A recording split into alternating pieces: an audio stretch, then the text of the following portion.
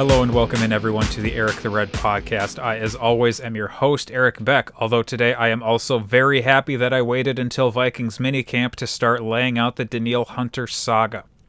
So, I've been trying to figure out how best to go about this, because Vikings fans, I think, already know about the news that came out today, being Monday the 14th. So we will get to that, but let's start off with the Danielle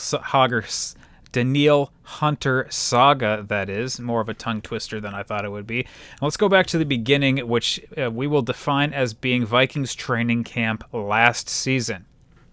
So, last season, at some point during Vikings training camp, it started to become, reporters, I guess, were becoming aware that Danielle Hunter was not practicing.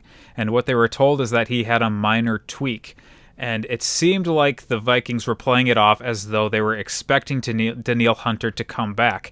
And part of why it seemed like they were thinking that is because the Vikings, during training camp, or at least within that period between training camp and the start of the season, signed another defensive end, Yannick Ngakoue, and it seemed like they were planning on pairing Ngakoue with Danielle Hunter going into the season. But slowly, as we got closer and closer to the start of the season, we became more and more aware that the Danielle Hunter injury was more than just a tweak. And what was revealed was that Danielle Hunter actually had a neck injury that ended up requiring season-ending surgery. So it turned out that Ngakoue did not end up being paired with Danielle Hunter, and even though he only played 6 games for the Vikings last season, ended up leading the Vikings in sacks. So it is fair to say that having Danielle Hunter not on the field for the Vikings last year was incredibly detrimental to their defensive success. So, with that in mind, the goal became, or the view, I guess, the hope for the future became that Danielle Hunter would be able to make a full recovery and be able to come back in the 2021 season.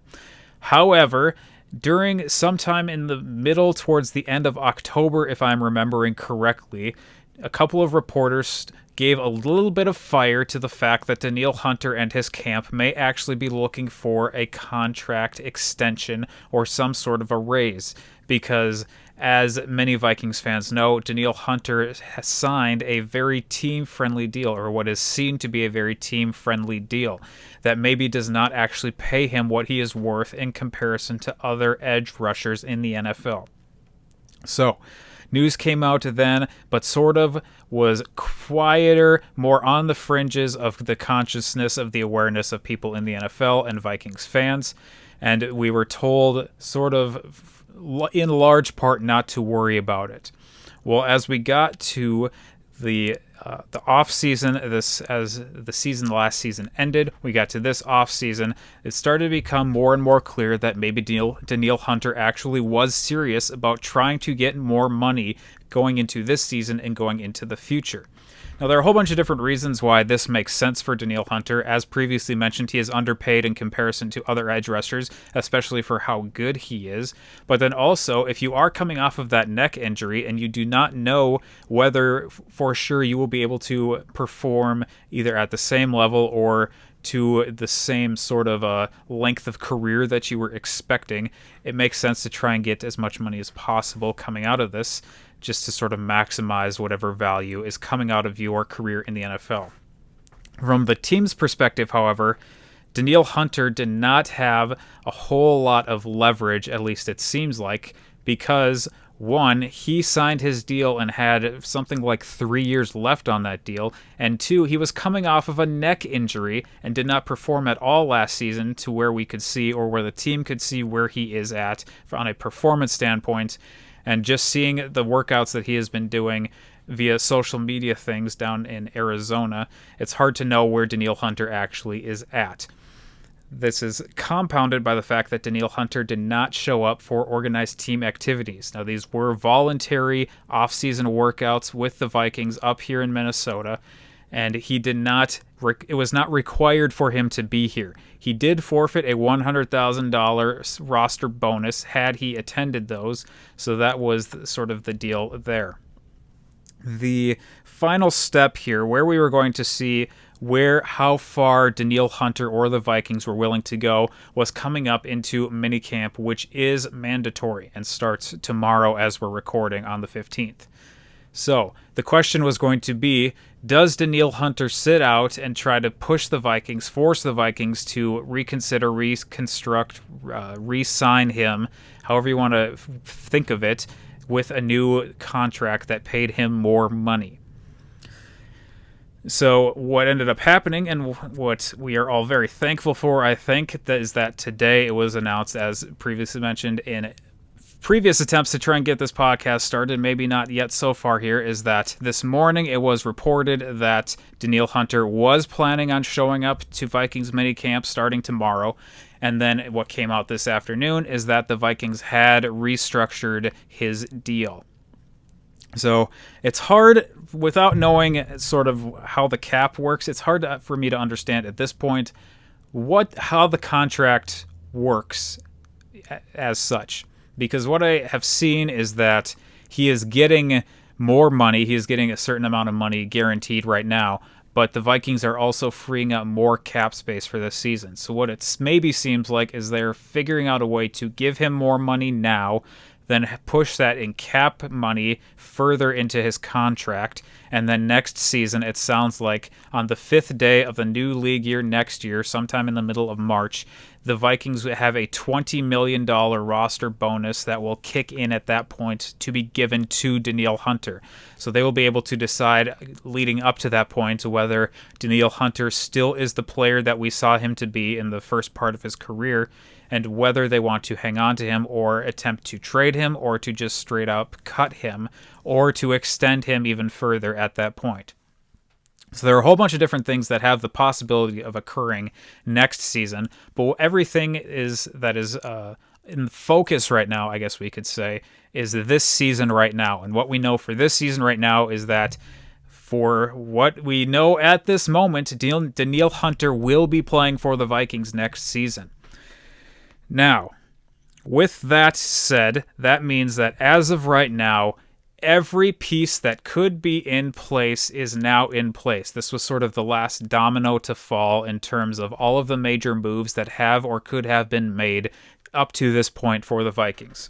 So the Vikings, as we've already discussed in previous episodes of this podcast, have done a lot of different things on the defensive side of the ball to try and improve a very horrendous defense that we saw from last season. And one of those things that was sort of naturally going to happen, and now actually is happening, was Danielle Hunter returning from injury and anchoring that defensive line. Now, there still remains a question on the other side of the defensive line. Danielle Hunter plays on the left side of the line. The right side is still a question mark right now. At the moment, there are people who have sort of been either career backups, have had the chance to start, and have not shown that they are necessarily consistent starting caliber NFL defensive linemen, or you have some younger players who may be able to rise to the occasion and fill in that role. We also know that the Vikings made attempts to sign starting defensive ends for that position as their first moves in free agency when free agency opened back in March. They were unable to do so. Both of those players, the two who were the main targets for the Vikings, ended up signing elsewhere, and so the Vikings ended up instead signing another defensive tackle. So now, for all intents, we know 3 out of 4 defensive line positions who will be playing those positions going into this season. Now, with what we know in terms of the contract situation and in terms of the cap situation for the Vikings appear to have roughly $15 million with which to try to bring more free agents in if they desire. Or they could potentially work out other contract deals for other players on this team who are set to have extensions come into play or are running out of their contracts after this season. So let's talk about a couple of those things. There is sort of buzz right now that Sheldon Richardson, who formerly played for the Vikings for a year at defensive tackle, may be interested in coming back to the Vikings, and there may be a deal in the works to bring him to the Vikings, and that we could be hearing news on that soon. Part of the issue with bringing in Sheldon Richardson, for one, I always think it's interesting to have a player leave and come back, especially when it's not someone like Mackenzie Alexander, who spent a bunch of time here and then left to try and test the waters and then found out that maybe his best situation was in Minnesota. Sheldon Richardson is a player who was just here for a year and then who left, and now could potentially be coming back to Minnesota, but with the same regime in charge. Now, there may be a different defensive coordinator at this point, but it's still Mike Zimmer at head coach, and there are still a number of different position coaches in that defense who are still the same who would have been here a number of years ago when Sheldon Richardson was here.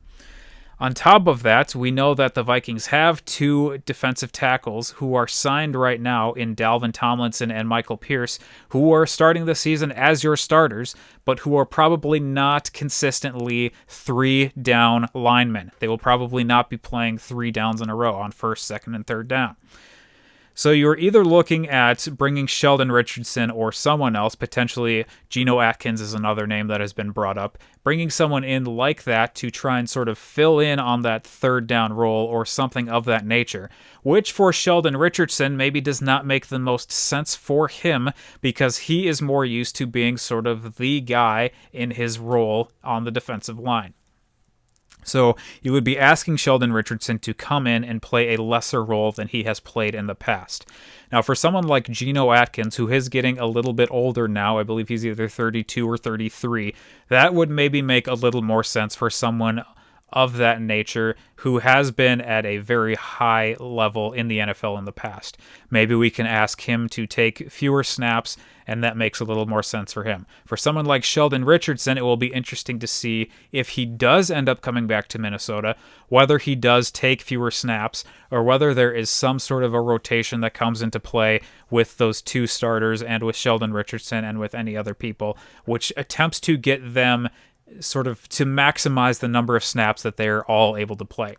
That is a question mark that we do not have an answer to yet because Sheldon Richardson doesn't play for the Vikings yet, and it has yet to be seen whether he will again or not. So that is the defensive line sort of in a nutshell. There's also the question about, with the question mark at the right side of the defensive line, is there potential now for the Vikings to sign another veteran player to come in now that the Vikings have more money to play with now at this point? And the question is who is available, who you would still maybe want to bring in. Beyond that, we talked about the potential for people signing extensions. There are two players in particular who make sense right now to look for extensions, and that is on the offensive side of the ball, Brian O'Neill, who has played right tackle for the Vikings since he was a rookie and has continued to be a solid right tackle. And then on the defensive side of the ball, we have Harrison Smith, who I guess does not have any guaranteed money for this season, and this, I believe, is the last year of his contract. So the question now for those two is an extension offered to those players before we get into the season, and how long will those extensions be? What sort of money will go into those extensions? For someone like Harrison Smith, do we look to guarantee money for him this season? And any of those questions, those are all sort of viable possibilities about what may be coming up for the Vikings here in the very near future. My expectation is that at least one and probably both of those players will be getting extensions, and you should expect to see those happen before the season starts. As happened with Dalvin Cook last season, we saw him get an extension very late into the game, basically the week before or within that week of the first game of the season. So I would expect something like that to happen again. Maybe we don't hear something until then, but I would expect at least one of those players to be signed. If you do not sign one of those players, I think it would be very hard to convince them to come back, I guess. And I think it would be harder with O'Neill, as I'm thinking of this off the top of my head. It would be harder if you don't sign Brian O'Neill before the season starts, to go to him after the season has ended and try to bring him some sort of contract extension. Because he is a player who is just coming off of his rookie deal and is going to be looking to maximize his value if he is not expecting to come back to the Vikings. That is not to say that he would not look to maximize his value here. That is just to say the Vikings, I think, are in a better position to try and offer a deal now than waiting until after the season to do so. With the Harrison Smith situation, Harrison Smith has been here for like a decade now, so if you're looking for someone who is maybe looking to just stay in the same place that he has been, that would be more of the Harrison Smith I would expect than the Brian O'Neill situation. So you could maybe look, if you are unable to figure out a deal before the season starts. Harrison Smith might be a player who you would be able to go to after the season and potentially sign him to an extension at that point. Whether any of that happens or not remains to be seen. We will continue to monitor those situations. But for right now, we are just very happy, very pleased, very excited to have Danielle Hunter back and to finally be able to point to Green Bay and say, what the heck is going on with you, without feeling any sort of baggage whatsoever with our contract situations. So that is a very happy thing. It is so nice to be able to look at Green Bay and just look at smoke pouring out of Green Bay and be like, thank freaking goodness that is not happening here this time, because it has happened here too many times, way too many times in my lifetime, probably in the entire existence of the Minnesota Vikings. So, with all of those things said, I suppose we'll go ahead and end this episode here, and thank you for listening. Thank you for watching. I'm glad I was able to get this camera to work. I was having some camera issues before we started off here. But thank you for watching. Those of you on YouTube, thank you for listening on your podcast players. As always, you can find us on YouTube, on Apple, Spotify for your podcast players. Find us on Twitter. I guess it's just say me. It's just me. Find me on Twitter, Eric the Red Pod, at Eric the Red Pod. And thank you for all of the things, doing all the things, following the things, listening to the things. And thank you for... as I try to figure out, I have to just figure out how to end these things. I've done so many podcasts at this point. Not so many, but enough that I should know how to end them. Thank you for listening. Thank you for watching. My name is Eric Beck. Wow. Names. My name is Eric Beck. We've had a couple of issues trying to get this thing started, and now we're having a disaster trying to land this plane. But as always, I am still Eric Beck, and this has been the Eric the Red Podcast. Goodness freaking gracious.